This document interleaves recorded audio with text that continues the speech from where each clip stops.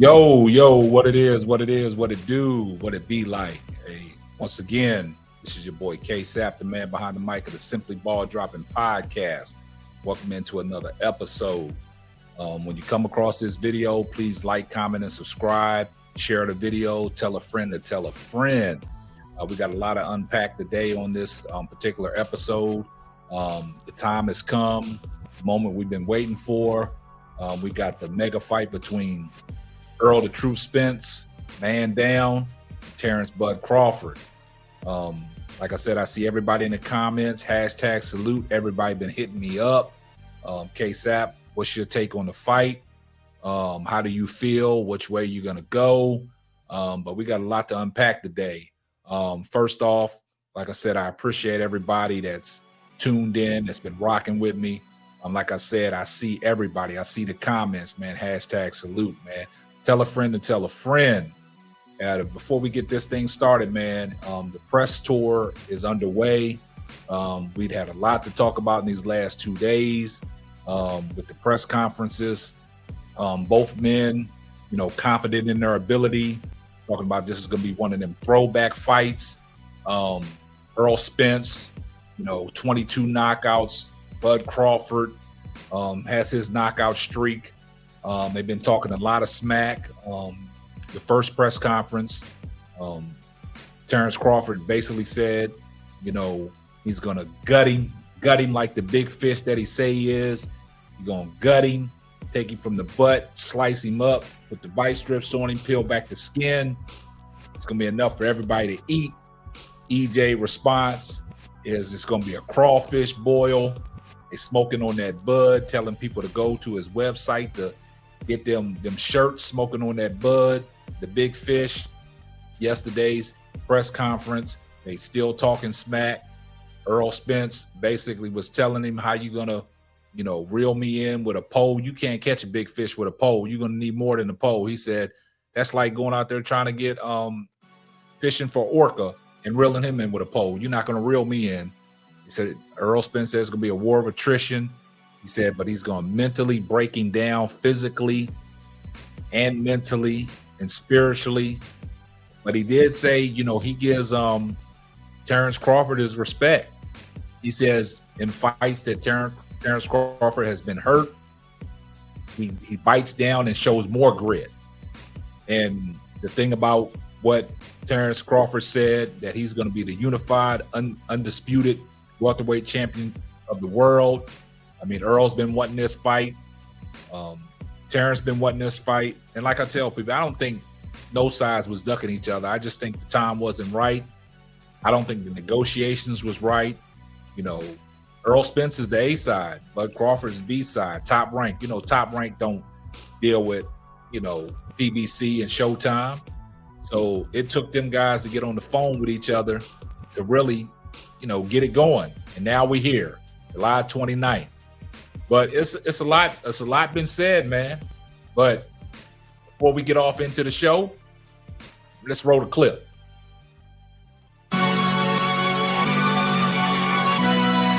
Yeah. Simply Ball Dropping. What's up, family? K-Sap, we up! Ain't no stopping. I'm simply ball dropping like it's New Year's Eve, making you haters believe I'm the MVP. Ask Mr. V and R&B, they do all sports, whether it's on the field or the court, from the arena to the ring. What? You wanna swing? I rope a dope like the one on this boxing thing. That's a punchline. I'm the greatest of all time. Got something on your mind? Hit us up on the line. For that round table talk, ask B Hunt and Sheena and K-Sap too. For their views on our dudes, Marriage Chronicles for you lovers. Oh, I'm married to the game.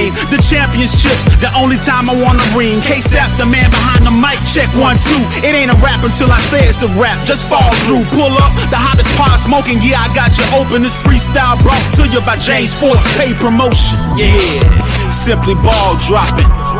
You know what time it is. Pull up, chop it up with your family, man. K-Sap, what up?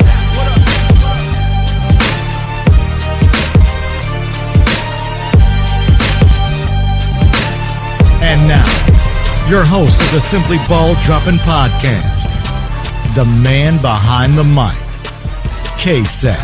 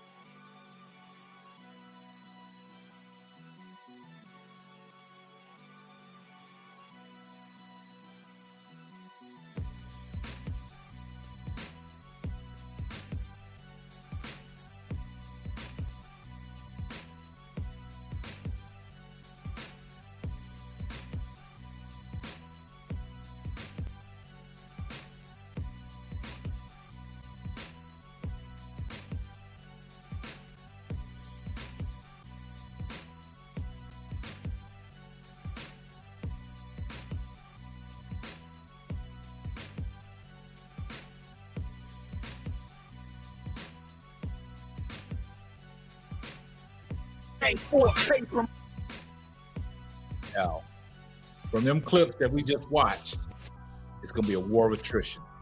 Both of these guys got hand speed. Both of these guys can box. Both of these guys got power. And they got the one-hitter quitter. In this particular fight, a lot of back and forth. It's a lot of media outlets. But through the press conference, man, after the press conference, they give the media a chance to talk, and the media has some things to say. And a lot of people been coming from a man, Blue Blood Sports TV. Blue Blood covers a lot of boxing. Y'all go over there and follow Blue Blood Sports TV on his channel, man, on YouTube, man. Very knowledgeable. And in the press conference in New York, I guess he was covered in the things that from the New York side, because I think he's from New York or from that area. So he was at the press conference.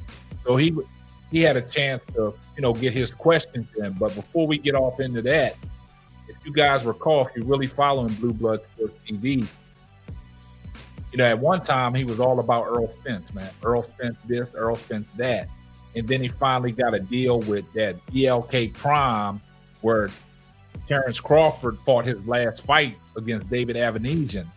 And it was all about, Terrence Crawford, because he signed a deal with BLK Prime.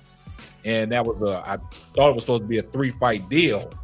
So, in the past, he was saying that, if Errol can't get the big fight with, if Terrence can't get the big fight with Errol Spence, that he will get a fight with, likes of Danny Garcia and a Keith Thurman.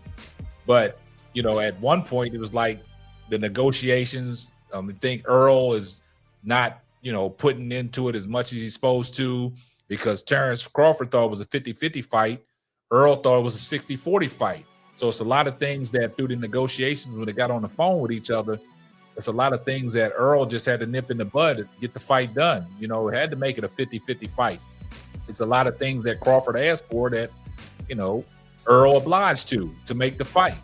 But everybody knows, whoever follows Blue Blood Sports TV knows that he was all about Errol Spence. Now it's all about Terrence Crawford.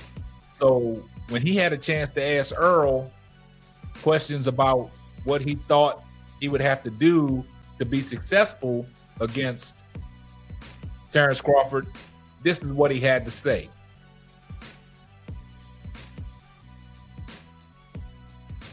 He predominantly he switches. One of the biggest things with him is that he switches from southpaw to orthodox. You are naturally a southpaw. How do you prepare for that? And what gives you such an advantage being a southpaw in this fight? I want to ask you why you switched. Switch what? You know why you switched, and what happened to what was that thing Terrence Crawford fought on? BLK Prime? Yeah. What happened? It ain't happening right now. Oh yeah, okay. you was so Errol Spence, then you once Terrence Crawford got with BLK Prime, you split. I ain't switching nothing. Errol, do you believe that? So if you guys heard that little clip, man, he kind of had Blue Blood a little shook right there, man. Blue Blood, out of all due respect, he was asking the question, and Errol said, nah, I got a question to ask you. Why you flip? Why you switch? He switched because when he got that deal with BLK Prime and, Terrence Bud Crawford was fighting with that network, and now that network has fell apart because if you notice, Adrian Bronner was supposed to be fighting on BLK Prime too, but that never happened. So I don't know what happened to the BLK Prime network. It's not happening right now. But I'm Blue Blood alleviated too. Things are not popping. So Errol was like, you switch. At first you was all Errol Spence. Now you switch because you had a nice little deal on the side with Terrence Crawford. Now that ain't popping. Now you want to ask the question. So Errol said, nah, I got a question to ask you. Why you switch? So it was kind of funny, but man, they've been going at Blue Blood all day long on the internet, man. Like he said, Errol didn't got any. Like Errol really, respectfully just checked him, but he just checked him a little bit, but he really didn't come back to answer Blue Blood's question about the orthodox style of Terrence Crawford, him switching, how you going to handle that. But, he just wanted to know why you switched up. But It's going to be a great fight, man. The press conference is going on. It looks like Errol's in tremendous shape right now, but I didn't realize that Errol was that much bigger than Terrence Crawford. I know Terrence Crawford started at 135, moved up to 140, became a champion, moved up to 147, and was thinking about going to 154. But if you really think about it, Errol is just a naturally bigger guy. You know, when Errol started out in boxing, he started out at 154. Then he went down to 147. So Errol, you know, he maintains his weight. But, you know, coming into, you know, the press conference, the day one press conference, Errol looked like he was ready to go. I mean, Terrence looked like, you know, he was ready to go. But it's levels to it. I just think with both of these fighters, they can take it to another level. And I think in this particular fight, it's going to be interesting because if you notice in past fights, you know, Bud Crawford does a lot of jabbing. We're going to, and also, is Errol going to make him uncomfortable? Does he have time to think? Does Terrence Crawford have time to switch his feet? Can he be that switch hitter without getting caught? Because with Errol, the way he fights one way. He puts a lot of pressure on you. He knows how to put on the gas, but you know, Errol is a late starter. He gets stronger as the fight goes on, but he still puts pressure on as soon as he gets in the ring. But Crawford is a late starter. When he fought Gamboa, he was down on all scorecards going into the 5th round, and then that's when he stepped it up because Gamboa, he hurt him a couple times, and when he hurt him, he just felt that he had to get going, and then he switched up and went to the southpaw stance and gave Gamboa all kinds of trouble, and then he finally got Gamboa out of there. But with Errol Spence, I'm telling people, it's his workout rate. Errol Spence, his work output is the key to success because Errol don't take no rounds off, man. He got to stay super focused. He can't have that lax like he had against you guys when you guys caught him when Errol was looking for his mouthpiece. He can't have no lapses like that because if he gets caught in a lapse like that, it might be trouble. But at the same time, Errol's work output. And Errol, to me, I think Errol is going to make that ring small. He's going to make it small. He knows the angles. He knows how to cut the ring off. And I just think, like he said, it's going to be one of them throwback fights when you go back. And both of the opponents want the fight to be a history fight. So when they get a little older, that's the fight that they're talking about. Like in our era, we talk about the Hearns, the Haglers, the Leonards, the Durans, the Mugabes, and things like that, the Pernell Whitakers, the Oscar De La Hoyas, the Meldrick Tellers, the Mark Brelands. We talk about them all. So it's been some classic throwback fights. And this is what this fight is going to, you know, seem like. It's one of them old school throwback fights where both guys ain't going to give an inch. Both guys got a lot of grit. I think both guys are coming to hurt each other. I knew they respect each other, but when they get in that ring, that respect goes out the window. It's gonna be an all-out war. And the thing about it is Errol gonna be able to nullify Crawford's jab. If he nullifies that jab and puts away them rounds early, and then Terrence Crawford with the grit that he think he got to bite down and come forward, I think that might bode bad for Crawford. But you know, through this press conference, both of them, they not giving an inch. One says something, the other comes back. I mean, to me, I've always said that Terrence Crawford has this nervous energy about himself, but that's in all his press conferences leading up to any fight. Errol just speaks more methodically well. I don't think, no shade to Crawford, it's just like the questions that he's asking, he's only given what he can give without elaborating. Errol goes on to elaborate on a lot of stuff. So Errol Spence's behind the mic pedigree is a little different from Terrence Crawford. I've always said Terrence Crawford sounds nervous. Some of his words, if you listen to it, the way he says it, it just be like, dang, you botched that up. But Errol is more methodical and breaks it down and gives the more lengthy detail on what the reporter and the media is asking and the way he responds to the question. He's giving you more. But at the same time, like I said, no shade to Bud Crawford. Hell of a fighter. I like both of them. But in this particular fight, I'm weighing with Errol the Truth Spence. I've seen Errol the Truth Spence just break his opponents down. I haven't seen Errol in his professional fight really be hurt. I mean, he got hit with a punch early in his career that kind of rocked him, but he withstood it. He didn't take a step back. He just kept coming forward. I've seen Terrence Crawford be hurt by lesser opponents in a lesser weight class.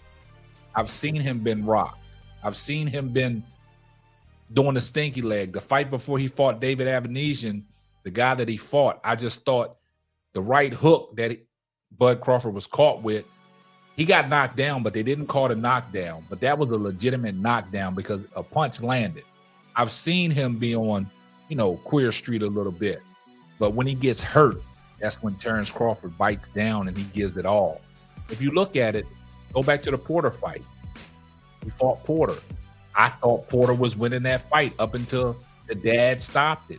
And, speculation through the camp that, Sean Porter didn't want to do what his daddy told him. And Sean Porter touched on that on his podcast. Like, it was certain things that he didn't do that he did when he trained for Errol Spence. And Errol Spence told Terrence Crawford that, Sean Porter didn't train the same way he trained against me and prepared himself to fight me, fighting you. Then they going back and forth with, well, when you fought Kell Brook and all that. And Errol said, man, I fought Kell Brook.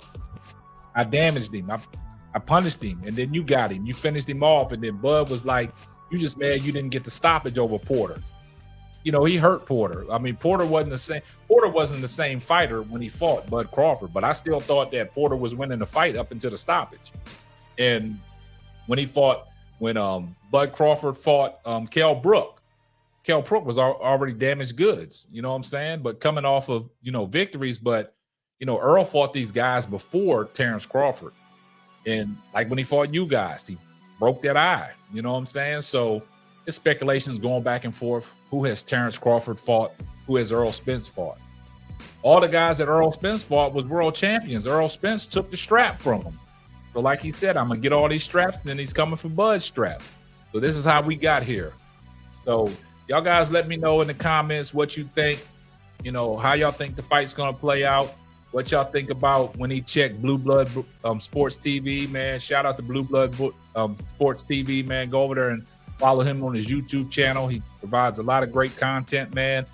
But, the boxing world and the media is letting Blue Blood have it now because of what Errol Spence did to him when the media availability, when he's asking the question. So, man, guys, y'all let me know, man. Appreciate you. And that's going to wrap up another episode of the Simply Ball Dropping Podcast. I'm your host and the man behind the mic, K-Sap, and we'll catch you on the next one. Deuces. Thanks for listening to the Simply Ball Dropping Podcast. Be sure to subscribe, like, and share on all major platforms. Deuces. Another one. This episode is sponsored by True Choice Insurance. Here at True Choice, we take a different philosophy when it comes to providing you with your insurance options. We emphasize the value of the products we offer, instead of playing on the fear of you not being protected in your time of need. True Choice is affiliated with more than 60 insurance companies. This makes us one of the most independent agencies in the state of Texas. Please visit TrueChoiceInsurance.com for all your insurance needs.